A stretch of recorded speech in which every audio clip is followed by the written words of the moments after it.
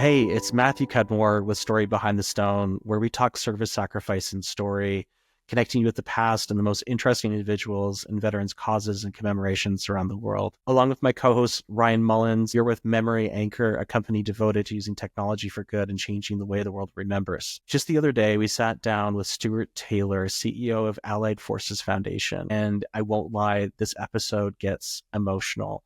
The work that Stuart and his team are doing is having real solid impact in improving veterans' transition to civilian life, to coping with post-traumatic stress, and also helping families with resolution as services change their lives. This is a really special episode. Stuart, thank you for joining. We were so thrilled to chat with you. I hope you enjoy this one. Thanks for tuning in.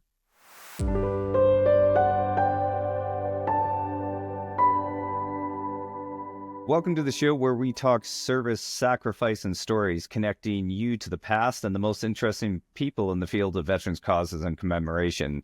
My name is Ryan, along with co-host Matt, and we're with Memory Anchor. We're a company committed to using technology for good as we change the way the world remembers. Really excited today to be joined with Stuart Taylor, who is president and CEO of the Allied Forces Foundation. Stuart, welcome to the show. Thanks very much for having me, guys. Really excited to be here and raring to go with some of the Q&A. Awesome. Well, Stuart, great to connect with you again here, 2025. It's hard to keep up with you. You just completed a big walk in and around the New Year, and I think you have a lot going on in 2025. If you could give us a 1,000-foot view of the Allied Forces Foundation and kind of what got you going with the foundation, we'd love to hear that. Yeah, sure. So the Allied Forces Foundation was set up in 2010 by a dear friend of mine who recently passed away, Sir Stephen Kane, former parachute regiment based in New York. And it was helping a British wounded warrior who lost his leg in Afghanistan, who wanted to come to the US to take part in the Marine Corps Marathon. So we built the initiative around bringing him over and then staying with like-minded wounded, ill, and injured to take part in the challenge. So it set him a goal, and from there enabled him to come over, complete what he wanted to do. But also what we found quite quickly was it helped others around him as well. So we set up the charity after that Marine Corps Marathon to bring people over, and it grew from one person in the end to 300 people coming to take part in the Marine Corps Marathon here in DC. And then from there, it grew to take part in multi-country events in Scotland, the Cateran, where we take about 100, 150 wounded warriors to hike the Scottish Highlands. We go to Denmark to take part in the Copenhagen Marathon and up into one of their mountain challenges, to going to Canada to do your Winter Warrior Games. We've been involved in Victus. So across the board, we like to help wounded warriors take part in events where it's not just going to challenge themselves, but to come together as a collective to learn from each other's experiences. So that in a nutshell is what the AFF is about. It's inspiring work that you're doing, and you have a service behind you as well. You're at the British Army, if I have that right. Yeah, that's right. I did 27 years in the Army, primarily with the Royal Engineers. I joined and then went Commando Forces. Most of my time was in the southwest of England with the Royal Marines and the Commandos. Did multiple tours of Afghanistan and Iraq, and of that 27 years, loved every minute of it. It was great. You know, the guys and girls who serve all our countries, basically, it makes you proud to put on the uniform and work alongside them. You have this long service of over 25 years, and now you're involved with the Allied Forces Foundation. I'm curious, does that, is this kind of a way to continue to serve in a sense? Yeah, no, exactly that. And I think from a lot of service personnel who have done time, be it a month or be it multiple years, I don't think I ever did enough. And seeing the catastrophic effects from conflict, especially the guys and girls I had the honor to serve with and also be in command of in Afghanistan and Iraq. But to lose a lot of great men and women, but also the injuries we brought back, both physical and mental, the unseen injuries, giving back, trying to help them, and using, the AFF as the vehicle for myself has been amazing because I see the impact. I see how it helps them.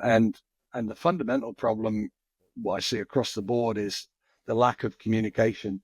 And that, is in the guise of just coming out of their shells again, remembering who they were before they were injured or before they were suffering from PTS or TBI, and starting to communicate, chat with their peers who've been in the same situation, but also bringing in local communities who've got to try and understand what's happening in their communities today. We're starting to see the effects of war dissipate because we're not in a conflict anymore. Our partners are, but we're not. So we start to see individuals struggling and isolating themselves. So we're trying to pull them out of their shells again and take part is everything it's about. Yeah, we were talking with the Best Defense Foundation, and they have a similar program for special operators. There seems to be this real need, especially for people who've experienced that combat, to come back together with individuals of a similar and like mind. And I think that's a big part of what you're doing is creating connection. Yeah, and I think, what you're saying there, the connection and communication is critical. If, like the human race, I think we're going away from communication. We think we're all connected, and we think we're all have the ability to communicate, but actually we don't. The amount of people I know who email or send you a text or, now on social media, they think that's communication. Physical communication, talking. For example, when we do our events, like in the Highlands of Scotland, there's nothing else to do but talk. So we've had people who've come to take part in our events who physically struggled to talk. So a story of success of our charity is just in 3rd Group Special Forces, Green Beret here in the US. He wanted to come and take part. So there's the first victory. He stuck his hand up like he did when he joined his country's military, said, I want to take part. I want to do this event. But he was right side paralyzed. So he had problems with speech. He had problems with walking, his communication, so he was very conscious, self-conscious of how he looked and how he projected himself. But he stuck his hand up and he volunteered. So we signed him up for the Yomp in Scotland. And it's a week event where you come together. Right at the beginning, we do a send-off here in DC, and we fly to the US to meet up with all the other countries like Canadians and, Ukrainians, Brits, etc. So straight away, he was in a group where there were fellow Americans, allies together. He started to come out of his shell. But before we even set off, his mother and father rang us up to say, look, we're really worried because Justin's never done anything like this before. He's, with his injuries, he's really struggled. And, have you got him? He said, look, this is what we do. We've got his back. We've got him. We're going to look after him. So he signed up, he came, and watching him through that duration of getting on the plane, starting to, come out of his shell a little. We got to Scotland. We went to Edinburgh Castle. We did the visit. He loved that, seeing fellow military support teams from the Highlanders, the Royal Marines. Then we went to the barracks, small little village in Dunkeld. Then we on the Friday, we went to William Wallace's monument. You have to climb to the top of the monument, which is a big feature. So it's on a hill. You got to get to the top, see all these amazing views. So we started to come out. We went to Stirling Castle. We went to the start event where you do the 56 miles. So the safety brief, you start to chat more. Doing the Yomp for this guy, we had a safety team around him and his fellow brothers and sisters.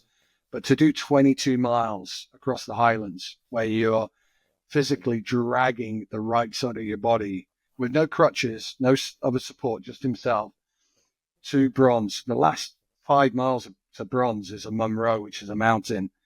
He pulled himself up. We had snow, hail, wind, everything to show the strength and the ability this individual had. Justin got into bronze. He was so made up, the excitement, he couldn't control himself.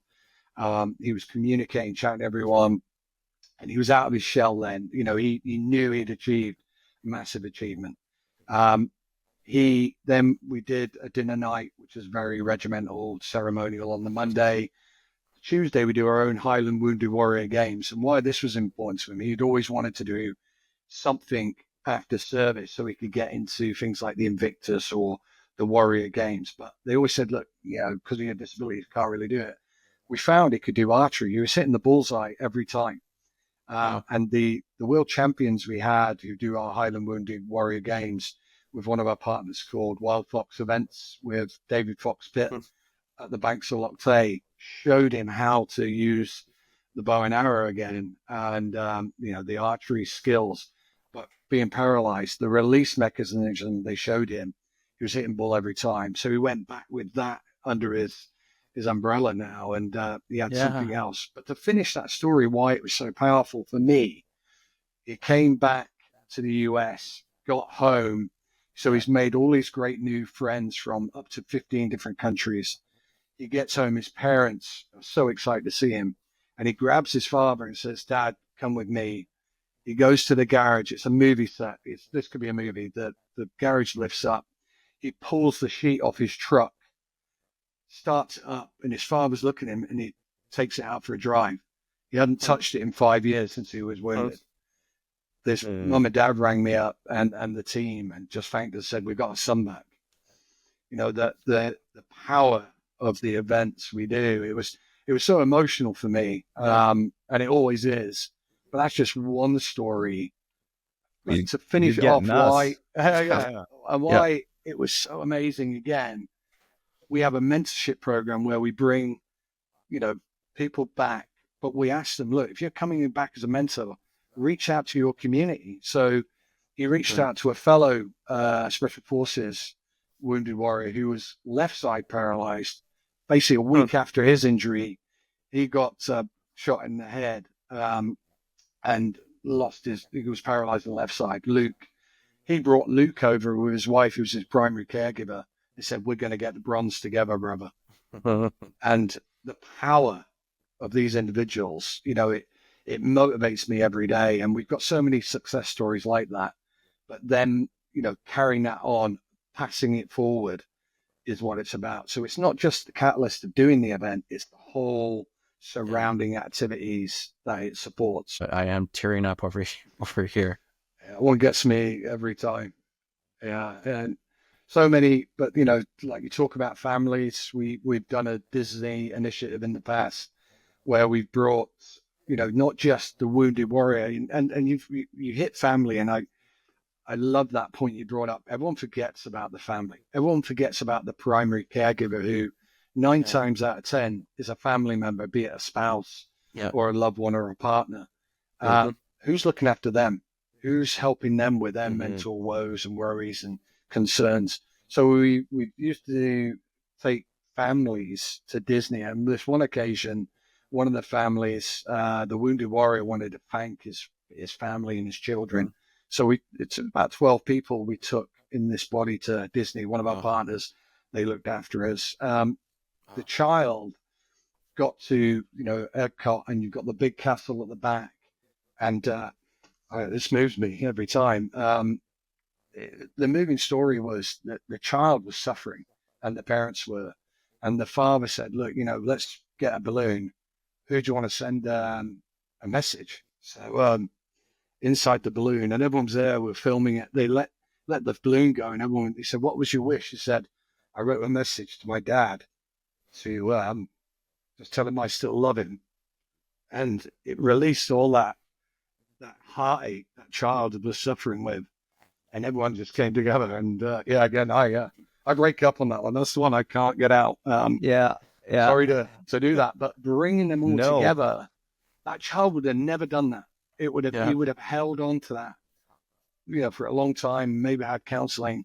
He wanted his father and his family to know that they're there for them. So It's a collective thing. I struggle every time with it, but the passion these men and women and families have out there, and what they've done for their countries, like with Canada and the US, UK, all our other partners, it's so rewarding to give back and to help. And I recommend that to anyone. If you've got time and you can volunteer to help these great charities out there, there's so many, like True Patriot Love in Canada. The work and the mission they do is phenomenal. So I'd highly recommend anyone giving back if they can. Yeah, Stuart, thank you so much for sharing that. And that emotion, I think, is so important. We connect to that emotion through that story, and hearing those stories really shows the impact of the work. But it humanizes what you're doing, and that far-reaching impact that gets me as a dad, hearing that story, and wanting that kid, just that wish to make sure his dad knew that he still loved him. And that's a beautiful, you're cultivating experiences with what you're doing. And I used to work with youth addictions for years. We used to take these kids out into the wilderness. And as you're talking, there's what we call canoe therapy, is when you get into a canoe with a kid and you're paddling, and they're behind you, that's when the conversations happen. That's when the meaningful things start to happen. And as I'm listening to you talk, I'm like, man, you guys are just masterfully creating these containers for people to connect with each other. And, as you said, how he came out of his shell and felt safe enough to do that. And it's funny how nature and purpose can come together to really create those healing experiences. And it sounds like the biggest part of what you're doing with Best Defense is cultivating those experiences. No, it's really true. And I think not being prescriptive, but being more inclusive in our events. We don't handpick anyone. It's all volunteer based to come and take part in our events. You've got to stick your hand up. You've got to volunteer, because you're going to be doing something which is challenging. And in life, if you've got no challenges in life, then you're just going to struggle throughout. And that's, I think, what's nice, and you're exactly right. That canoe analogy is so true, and it's exactly like when we do our events just recently, the Warrior Yomp here in DC, 50 miles around, DC, Virginia, Maryland, beautiful, every person who came to the end, they said, the way I was struggling at the beginning, it was great. I met great people on the route. I was talking to them. I shared everything. I would never think I'd share my life story, but I did. And that's what we heard. And we had German teams taking part this year, Ukrainians. It was phenomenal. That it doesn't matter what the language is. There is no language barrier to somebody who's struggling, and people recognize that in its human nature. You want to help people who are suffering. So it's really powerful. Yeah. And I think when we normalize the suffering too, and, soldiers coming together, and they're not the only ones that are having a difficult time, and that camaraderie that comes, and that the suffering is part of that experience, and they can support each other through that experience. And it's not necessarily a personal, like, I've seen some of my buddies coming back struggling with PTSD from Afghanistan, and feeling guilty about the struggle, and if you can come together with people and have that normalized and work together, what a beautiful experience that's being cultivated. No, I totally agree. Totally agree. You've got a busy year ahead of you. What are you most looking forward to? I know you have a couple yomps coming up. Yeah. And a lot more. Yeah. So the nearest one, or the crocodile to the canoe, as they would say, obviously no kids involved, is the Catamaran Yomp, which is, I mentioned it before. I give you a bit of a synopsis of that. It's 56 miles, 24 hours across the Scottish Highlands, and that's we're going to be working with our partners, the British MOD and the Royal Marines up in Scotland, the Royal Marine Reserve, and they house us and accommodate us. And just to maybe give you a bit more flavour on our model, rather than stay in hotels and separate the team. We go back into an environment they understand. We go back into a barracks. We're fed, housed, transported by active duty or reserve units. So it brings them back into that comfort zone. It's like a safety blanket for them. Everyone can let their hair down. They're in a safe environment. So when we're in Scotland, we work with the Royal Marines 4-5 Commando, the Royal Marine Reserve, and they look after us. So that's from the 5th to the 11th of June. And we've at the moment got about 12 to 13 countries participating. I mentioned Ukraine, but we have Australia, Canada, Bulgaria, Denmark, Estonia, Lithuania, obviously UK, US, Ukraine, Germany, Georgia, and many more, Italian, Spain. So every year we grow, and we're really excited this year to bring all these lovely men and women together to take part in the challenge in the Highlands. The second one, the Warrior Yomp, is our own event here in Washington, D.C., I mentioned before. So over Veterans Weekend in November, 8th to the 9th of November, 50 miles around the nation's capital, seeing all the great sights. And because our connection with all these great, countries, like I mentioned, Canada and Ukraine and UK, etc., we will have a passport for everyone taking part, because you'll be entering those embassies, getting a stamp, meeting their ambassadors and their leaders, and experience some of their culture once you go in the embassies like Denmark. And so you'll get a passport around the DC and metro area. So you're doing quite a lot of different things, and walking for the wounded, and raising money so we can help other charities like ourselves, help the community. We've got an initiative this year. We're working with Prosthetic Center of Excellence down in Florida, with a dear friend of mine, Pete Quintanilla, and his team.